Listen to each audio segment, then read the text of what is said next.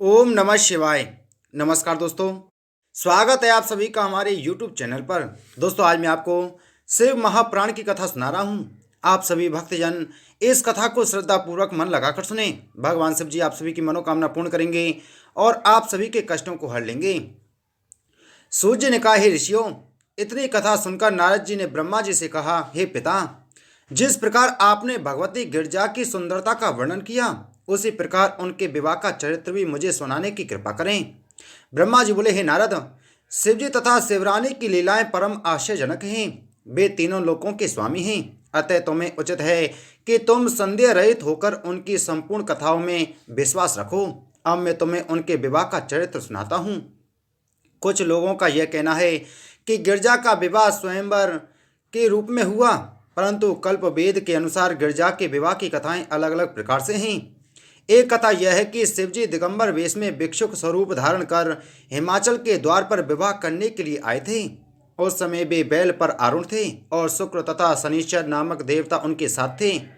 अन्य देवता उनके साथ तो थे, परंतु वे प्रत्यक्ष दिखाई नहीं देते थे। अस्तु इस प्रकार विवाह के निमित्त पधार कर सर्वप्रथम शिवजी ने हिमाचल के अहंकार का नाश किया। तदुपरांत वे बारात सजाकर विवाह करने को पधारे और गिरजा को अंगीकार किया। हे नारद, कुछ आचार्यों का कहना है कि शिवजी ने गिरजा की तपस्या से प्रसन्न होकर उनके साथ विवाह करना स्वीकार किया और बारात लेकर हिमाचल के घर जा पहुंचे। वहां उन्होंने अनेक प्रकार की लीलाओं के द्वारा सब लोगों को सुख पहुंचाया तथा मेना के भ्रम को नष्ट किया। इन अनेक प्रकार की कथाओं का कारण एक तो कल्प वेद है और दूसरा यह है कि शिवजी के प्रति जिसकी जैसी प्रीति होती है उसे वैसा ही चरित्र दिखाई देता है। अस्तु इन बातों पर किसी प्रकार की शंका अथवा विचार करना ठीक नहीं है। सर्वप्रथम मैं स्वयंवर कथा का वर्णन करता हूँ, जिसमें विष्णु के गणों तथा देवताओं की बुद्धि कुंठित हो गई थी। वह कथा इस प्रकार है। एक दिन हिमाचल ने यह देखा कि गिरजा युवावस्था को प्राप्त हो चुकी है। तब उसने अपने भाई बंधुओं को बुलाकर यह कहा कि तुम लोग गिरजा के अनुरूप किसी देवता को देखकर उसके साथ गिरजा का विवाह कर दो, क्योंकि पिता का धर्म यही है कि वह अपनी पुत्री के युवा हो जाने पर किसी श्रेष्ठ वर के साथ उसका विवाह करके अपने ऋण से और ऋण हो जाए। उन्हीं दिनों मेना ने भी हिमाचल को अपने निकट बुलाकर कहा कि हे पति, गिरजा युवावस्था को प्राप्त हो चुकी है। अस्तु आप उसके लिए कोई श्रेष्ठ वर ढूंढें। उन्होंने यह भी कहा कि गिरजा मुझे अत्यंत प्रिय है, अतः इसके लिए कोई ऐसा योग्य वर ढूंढें जो सब प्रकार से प्रशंसा का पात्र हो। हे नारद, मेना की बात सुनकर हिमाचल अत्यंत प्रसन्न हो घर से बाहर निकले और राजसभा में पहुंचकर मंत्रियों से इस प्रकार कहने लगे, हे मंत्रियों, आप मेरी पुत्री के योग्य किसी उचित वर की तलाश करें। उस समय मंत्रियों ने यह सम्मति दी, हे राजन, राजकन्या के विवाह के लिए आप एक ऐसे स्वयंवर का आयोजन करें जिसमें ब्रह्मा विष्णु आदि सभी दिक्पाल भी सम्मिलित हों। सर्वप्रथम आप उस स्वयंवर के समय गिरजा को प्रत्येक विवाह इच्छेतु पुरुष के नाम गुण आदि के संबंध में सूचित करें। तदुपरांत उसका स्वरूप दिखाएं। उस समय गिरजा जिसके कंठ में वरमाला डाल दे, उसी के साथ गिरजा का विवाह कर दिया जाए। मंत्रियों की इस सम्मति को सुनकर हिमाचल को अत्यंत प्रसन्नता हुई। तब उन्होंने स्वयंवर की तिथि निश्चित कर सब लोगों के पास निमंत्रण पत्र भेज दिए।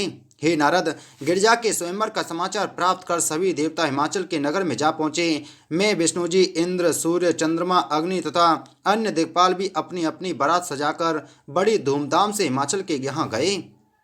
हे नारद, हम सब लोगों को देखते ही हिमाचल ने अगवानी करते हुए सबका अत्यंत आदर सत्कार किया। तदुपरांत स्तुति एवं प्रशंसा करके रहने के लिए श्रेष्ठ निवास दिया। उसने अन्य सब देवताओं की भी बहुत सेवा की। जब हम लोग स्वयंवर स्थल में जा पहुंचे तो उस विचित्र मंडप को देखकर हमें अत्यंत आनंद हुआ। हम लोग परस्पर बातें करते हुए कहने लगे, देखो आज गिरजा किस पर प्रसन्न होती हैं और कैसे उनके साथ विवाह करने का सौभाग्य प्राप्त होता है। कोई कहता वे विष्णु जी को स्वीकार करेंगी, तो कोई अन्य देवता का नाम लेता था। बीच बीच में सब लोग यह भी कहते जाते थे कि गिरजा का विवाह जिसके साथ होगा उसी को हम सब अपने से उत्तम और प्रधान पुरुष समझ लेंगे। वे लोग जो विवाह देखने की इच्छा से ही आए थे कह रहे थे कि हम तो गिरजा का विवाह देखने आए हैं, अतः उनका विवाह किसी के साथ क्यों ना हो, हम तो उस आनंद को देखकर ही कृतार्थ हो जाएंगे। ब्रह्मा जी ने कहा, हे नारद, उस समय हिमाचल ने स्वयंवर सभा में अनेक स्वर्ण सिंहासन रखवा दिए तथा उन्हें सब प्रकार से सुसज्जित करके सब लोगों के पास यह संदेश भिजवाया कि वे स्वयंवर सभा में आ विराजें। उस संदेश को सुनकर प्रत्येक व्यक्ति बड़ी धूमधाम से स्वयंवर मंडप में जा पहुंचा। इंद्र ऐरावत हाथी पर सवार होकर आया। विश्वानर के पुत्र अग्नि अपने गणों के साथ बड़ी सज धज पूर्वक आए। इसी प्रकार विष्णु, दिक्पाल, वरुण, कुबेर, यमराज, सूर्य तथा चंद्रमा आदि भी सभा में पहुंचकर अपनी अपनी चौकड़ियों पर बैठ गए। मैं भी अपने हंस पर बैठकर उस स्वयंवर सभा में जा पहुंचा। वहां मैंने यह देखा कि विष्णु जी चतुर्भुज रूप धारण किए हुए, पीत वस्त्र पहने, रत्न अलंकारों से सज्जित हो सभा में बैठे हुए हैं।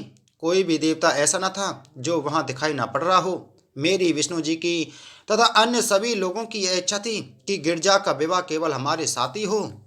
संपूर्ण पर्वत अर्थात कनकगिरी, देवकूप, विंध्य पर्वत, त्रिकूट, करवीर, चित्रकूट आदि भी उस सभा में आए थे और समुद्र के जीव भी मनुष्यों का स्वरूप धारण कर आ पहुंचे थे। तात्पर्य यह कि प्रत्येक लोक, प्रत्येक द्वीप, प्रत्येक दिशा तथा प्रत्येक नगर से आए हुए जीव उस स्वयंवर सभा में उपस्थित थे। उस मंडप में सुख की संपूर्ण सामग्रियां उपस्थित थीं। वहाँ घंटा, ढोल आदि विविध प्रकार के बाजे बज रहे थे तथा वेद पाठी जन वेद मंत्रों का उच्चारण कर रहे थे।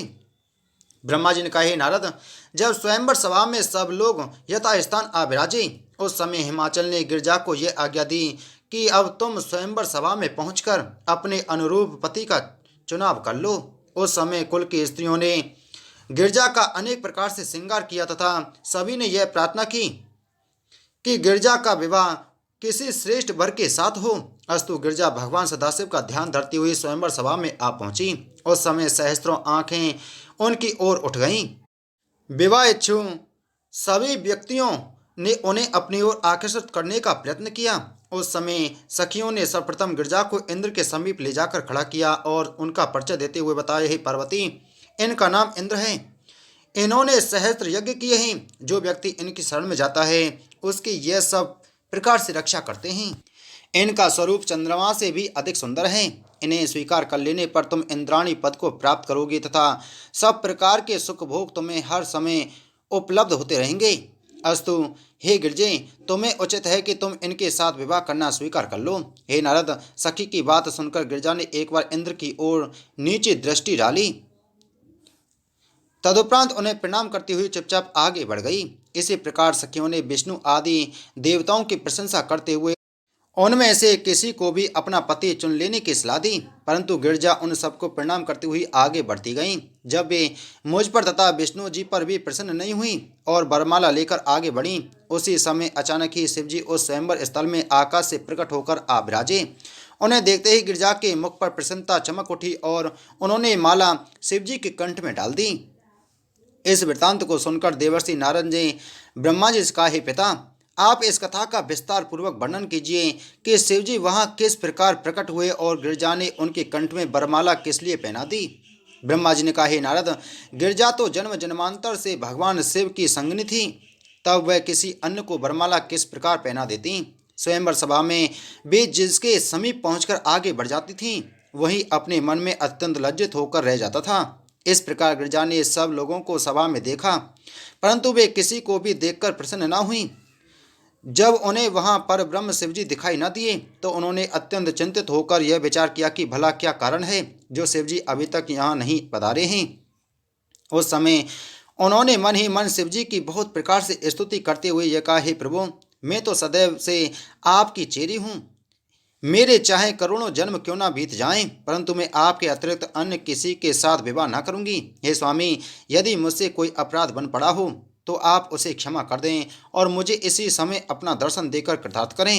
हे नारद, इस प्रकार मन ही मन प्रार्थना करती हुई जब गिरजा भगवान सदाशिव के प्रेम में मग्न हो गई, उसी समय शिवजी उनके आंतरिक स्नेह को पहचान कर वहां प्रकट हो गए। भगवान शिवजी के तेज तथा स्वरूप को देखकर सभी सभासद चकित रह गए, उन्हें कोई पहचान भी नहीं पाया। शिवजी सब मनुष्यों के अहंकार का नाश करने वाले हैं। अस्तु उस समय उन्होंने यह लीला भी रची कि वे उस सभा मंडप में एक सुंदर बालक के रूप में प्रकट हुए। भगवान भूत बावन के उस रूप को पहचानने में असमर्थ होने के कारण सब लोगों ने उन्हें एक साधारण बालक ही समझा और अपने पास से दूर हटा देना चाहा। जब वे भगाने पर भी नहीं भागे और निर्भय होकर अपने स्थान पर ही खड़े रहे। तब कुछ लोगों ने क्रुद्ध होकर यह चाहा कि उन्हें जान से ही मार डाला जाए। अपनी इच्छा की पूर्ति के हेतु पहले तो कुछ देवताओं ने साधारण अस्त्र शस्त्रों द्वारा उनके ऊपर प्रहार किया, परंतु जब कि शिव जी के ऊपर उन शस्त्रों का कोई प्रभाव न हुआ तो वे उनके तीक्ष्ण शस्त्रों द्वारा उन पर प्रहार करने की इच्छा करने लगे। यह गति देखकर शिव जी ने उन सब की ओर ज्यों ही अपनी आंखें उठाकर देखा तो उनके हाथ तथा शरीर जड़वत हो गए और उस समय जो जैसे बैठा था पत्थर की मूर्ति के समान उसी प्रकार बैठा रह गया। हे नारद, इस स्थिति को देखकर विष्णु जी ने अपना सुदर्शन चक्र उनके ऊपर छोड़ा, परंतु वह भी निष्फल हो गया। उस समय सब लोगों को मन में अत्यंत आश्चर्य हुआ कि यह परम शक्तिशाली बालक कौन है, परंतु शिवजी की माया से मोहित होने के कारण किसी को उनके वास्तविक भेद का पता न चल सका। शिवजी के इस चरित्र को देखकर गिरजा मुस्कुराने लगी। उस समय जब मैंने शिवजी का ध्यान धरकर विचार किया तो यह जाना कि वह बालक तो और कोई नहीं, साक्षात भगवान सदाशिव ही हैं। उसी समय वे बाल रूप भगवान भूत भावन भी मेरी ओर देखकर हंस दिए। तब मैंने उनकी स्तुति करते हुए कहा, हे प्रभु, हम लोगों का इसमें कोई दोष नहीं है। आपकी माया के वशीभूत होकर ही हम सब भगवती जगदम्बा को प्राप्त करने की इच्छा से यहाँ आए थे। अब आप हमें जो आज्ञा देंगे वह सिरोधार्य होगी। इसके उपरांत मैंने गिरजा जी की भी स्तुति करते हुए कहा, हे देवी, आप वह चरित्र कीजिए जिससे हम लोगों की चिंता दूर हो। मेरे मुख से निकले हुए इन शब्दों को सुनकर भगवान त्रिशूलपाणि अत्यंत प्रसन्न हुए। तब उन्होंने अपनी माया को हमारे ऊपर से हटा लिया। उस समय चेतना प्राप्त होने पर हम सब लोगों को उस बालक के स्थान पर भगवान साक्षात सदाशिव खड़े हुए दिखाई दिए। उनका स्वरूप इतना सुंदर था कि उसे देखकर करोड़ों कामदेव लज्जित हो जाएं। वे मणि एवं स्वर्ण निर्मित आभूषणों को धारण किए हुए थे और ऐसे मनमोहक प्रतीत हो रहे थे कि जिसका वर्णन करना नितांत असंभव है। ब्रह्मा जी ने कहा, हे नारद, भगवान सदाशिव के उस स्वरूप को देखकर सभा में उपस्थित सभी लोगों ने अपनी अपनी बुद्धि के अनुसार उनकी बहुत स्तुति की। विष्णु जी ने प्रार्थना करते हुए कहा, हे प्रभु, हम आपकी माया के वशीभूत होकर गिरजा के साथ विवाह करने की इच्छा से यहाँ आए थे, सो आप हमारे अपराध को क्षमा करने की कृपा करें। आप तथा गिरजा जी संपूर्ण सृष्टि के माता पिता हैं, अस्तु आप हमें अपना बालक समझकर हमारे पाप को क्षमा कर दें। इसी प्रकार मैंने तथा इंद्र, अग्नि, धर्मराज, निरति, वरुण, वायु, ईशान, कुबेर, शेष, दक्ष, प्रजापति आदि सिद्ध जन एवं हिमाचल आदि ने शिवजी की प्रार्थना करते हुए अपने अपराधों की क्षमा मांगी। हे नारद, उस समय गिरजा ने अपने पिता की आज्ञा प्राप्त कर भगवान सदाशिव के कंठ में बरमाला फैला दी। सब लोगों ने हर्ष में भरकर जय जयकार की। ब्रह्मा जी बोले, हे नारद, उस समय के आनंद का वर्णन किस प्रकार किया जाए। हम सब लोग गिरजा तथा शिवजी के पीछे पीछे चलने लगे। विष्णु जी उनकी बाईं ओर थे और मैं दाहिनी ओर चल रहा था। अन्य सब देवता पीछे अपने हाथों में छत्र चबर उठाए चल रहे थे।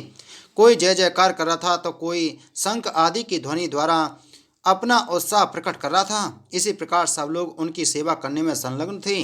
अपने भाइयों तथा मित्रों सहित पर्वतराज हिमाचल भी हम लोगों के साथ चले। जिस समय सब लोग हिमाचल के नगर में पहुँचे उस समय चारों ओर धूमधाम होने लगी। भगवान सदाशिव के दर्शन प्राप्त करने के लिए नगर की सभी स्त्रियां अपने अपने मकानों के ऊपर जा चढ़ीं। सब लोग अपने अपने काम को छोड़कर शिवजी का दर्शन पाने के लिए दौड़ पड़े। स्त्रियों की तो यह दशा थी कि जो काजल लगा रही थी वह एक आंख में बिना काजल लगाए ही दौड़ी चली आई। वे झरोकों के भीतर बैठी हुई शिव दर्शन करने में ऐसी मग्न थीं कि यदि किसी भी धोती की गांठ खुल गई तो उस बात का उनको कोई ध्यान नहीं था। स्त्रियों की ऐसी दशा को देखकर शिवजी, विष्णु जी तथा हम बहुत हंसते चले जा रहे थे। हिमाचल के घर पहुंचने पर शिवजी अपने नंदी से नीचे उतरे। पर्वतराज ने सभी विरातियों को श्रेष्ठ स्थानों पर ठहराया और सबकी यथाशक्ति सेवा पूजा की। उस समय शिवजी की आज्ञा से उनके वीरभद्र आदि गण भी कैलाश से चलकर उस स्थान पर आ पहुंचे। उन गणों ने आकर हम सबको प्रणाम किया। तदुपरांत हिमाचल की प्रार्थना स्वीकार कर शिवजी घर के भीतर गए। वह हिमाचल के पुरोहित गर्ग ऋषि ने विवाह की संपूर्ण विधियों को संपन्न कराया। मैंने तथा विष्णु जी ने हवन के मंत्रों का उच्चारण किया। उस समय दोनों ओर से बहुत दान दिया गया। जब शिवजी ने गिरजा का हाथ अपने हाथ में लिया उस समय के सुख का वर्णन किसी भी प्रकार नहीं किया जा सकता। उस अवसर पर जिसने जिस वस्तु की इच्छा प्रकट की वह उसे प्राप्त हुई। जब भावरें पड़ चुकी तब शिवजी तथा गिरजा को एक ही शैया पर बैठाया गया। उस समय सब लोगों ने धन्य धन्य का घोष कर आकाश को गुंजा दिया। हिमाचल ने भगवान भूत बावन को दहेज में बहुत सा धन तथा वस्त्रालंकार प्रदान किए। फिर सब बरातियों को भोजन कराया। इस प्रकार जब विवाह हो चुका तो शिवजी वहां से चलकर अपने कैलाश पर्वत पर लौट आए। फिर हम सब लोग भी शिवजी की आज्ञा पाकर अपने अपने लोक को लौट गए। बोलो शिव महापुराण की जय। बोलो शिव शंकर भगवान की जय।